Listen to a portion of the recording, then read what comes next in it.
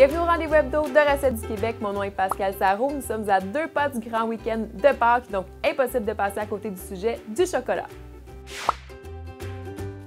Aujourd'hui, je suis avec Christophe Morel, le maître chocolatier. Ce n'est pas un secret pour personne, il est reconnu internationalement. Vous êtes vraiment un as du chocolat. Je sais pas, peut-être, oui. Moi, je vous le dis. Donc, pourquoi cette passion pour le chocolat? J'ai gardé mon âme d'enfant, je pense, depuis tout petit. J'adore le chocolat, j'ai baigné dedans étant tout petit. Et puis, j'aime faire plaisir aux gens. Donc, je dis toujours que je suis un fabricant de bonheur, quoi. Donc, je fabrique tous les jours des cadeaux que les gens vont faire à soi ou à quelqu'un d'autre. Donc, c'est mon travail de tous les jours. Oui, bien sûr. Puis, donc, vous avez votre fabrique de chocolat. Qu'est-ce que vous offrez comme produit, comme petit bijou, je devrais dire, parce que c'est vraiment magnifique? On a plein de sortes de choses qu'on fabrique. C'est sûr qu'on fabrique tout ce qui est à base de chocolat. Donc là, pour Pâques, des moulages, des bonbons de chocolat. Donc les bonbons, c'est avec des intérieurs, des pralinés, des ganaches, des tablettes. On fait aussi beaucoup de confiserie, tout ce qui est nougat, caramel. On fait des caramels à l'érable. On travaille beaucoup le sucre d'érable aussi. Donc, on a une multitude de choses, quoi. Et puis, vous avez même gagné un prix, en fait, pour justement ce chocolat ici, le Paléor. Cette année, on a gagné le prix du meilleur bonbon au chocolat avec ce Paléor qui est fait à base de chocolat de Chihuahua. Donc, c'est une région au Venezuela. Oui. Donc, qui fabrique de très grands chocolats. Et puis, voilà. Puis quand on parle justement de chocolat, de plantaison, vous avez vraiment des types de chocolat qui viennent de régions en fait spécifiques. Alors, quelles sont les différences dans ces chocolats-là? C'est ce que vous travaillez le plus, je crois. C'est ce que je travaille tous les jours. Donc on a des plantations, des origines aussi. Alors origine, ça veut dire que les fèves de cacao viennent d'un seul autre pays. Quand on dit origine Saint-Domingue, par exemple, c'est les fèves de cacao qui peuvent venir sur toute l'île de Saint-Domingue. Dès qu'on parle de chocolat de plantation, c'est des fèves de cacao qui viennent juste d'une plantation. Donc elles ne vont pas aller chercher de l'autre côté de la montagne d'autres fèves de cacao. Donc c'est juste le goût de cette plantation, comme pour le vin. Et il y a un millésime, et selon les années, le goût va être différent, selon le temps qu'il a fait et tout ça, le soleil. Donc c'est là où ça devient très intéressant. Mais je comprends, c'est vraiment une belle découverte. Je travaille le chocolat comme le vin.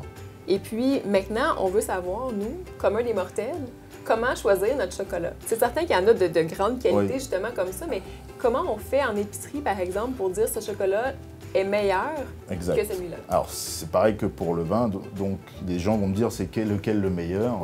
Il y a des gens qui vont préférer le Bordeaux, d'autres le Bourgogne.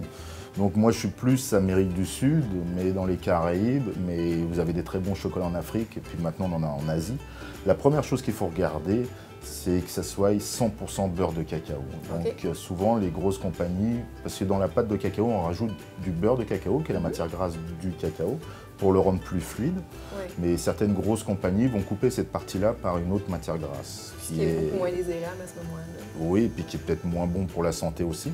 Parce que dans le beurre de cacao, il y a du bon cholestérol, dans les autres, beaucoup moins. Et donc, c'est la première chose à regarder. C'est quand on regarde derrière la boîte, le premier ingrédient, ça doit être le chocolat. Donc, s'il y a du sucre au départ, déjà, il y a beaucoup moins de chocolat déjà. Donc, 100% beurre de cacao, ça veut dire qu'il ne faut pas trouver d'autres matières grasses dedans. D'accord. Après, quand on voit le pourcentage de cacao, ça nous donne juste le taux de sucre. Donc, quand on dit 70% de cacao, c'est 70% de matière cacao et 30% de sucre. Mais un 80% n'est pas obligatoirement meilleur que le 70%. C'est très amer aussi. Il faut vraiment apprécier ce genre de goût. Donc, c'est déjà regarder 100% beurre de cacao. Après, c'est regarder s'il y a une origine. Parce que souvent, les chocolats, c'est des fèves de partout qui sont mélangées. Mélangées, donc pas juste une variété comme les chocolats spécifiques dont vous parlez. Exactement. Donc, après, on va goûter des origines. Donc, on va se dire, bah, tiens, tel pays, je préfère tel pays que celui-là. Puis après, on peut aller regarder si c'est une plantation. Puis d'ailleurs, ce chocolat-là est disponible au Musée des Beaux-Arts? Oui, en ce moment, il est disponible au Musée des Beaux-Arts. Pour l'exposition sur le Pérou.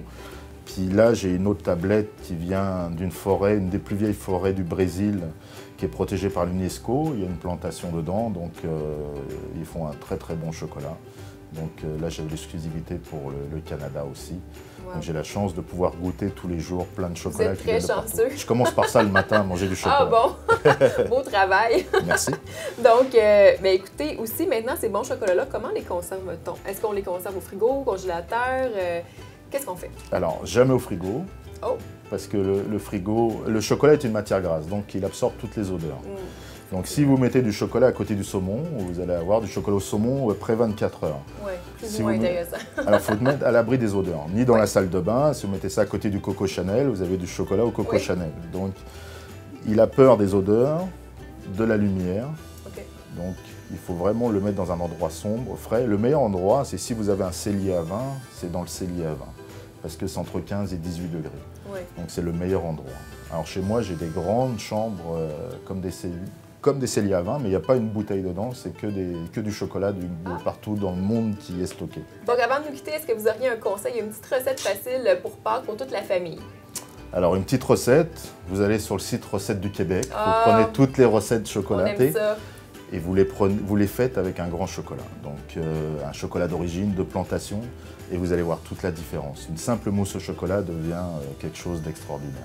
J'en doute même pas. Donc explorez avec différentes variétés, vous allez voir la différence. Et comme Christophe Morel le dit, renseignez-vous sur nos belles recettes sur le site. Mais si vous voulez aussi vous procurer du chocolat pour Pâques, il n'est pas trop tard. Regardez le site web aussi de Christophe Morel pour avoir les points de distribution pour vous procurer les beaux moulages et ces beaux chocolats, justement ces variétés de qualité.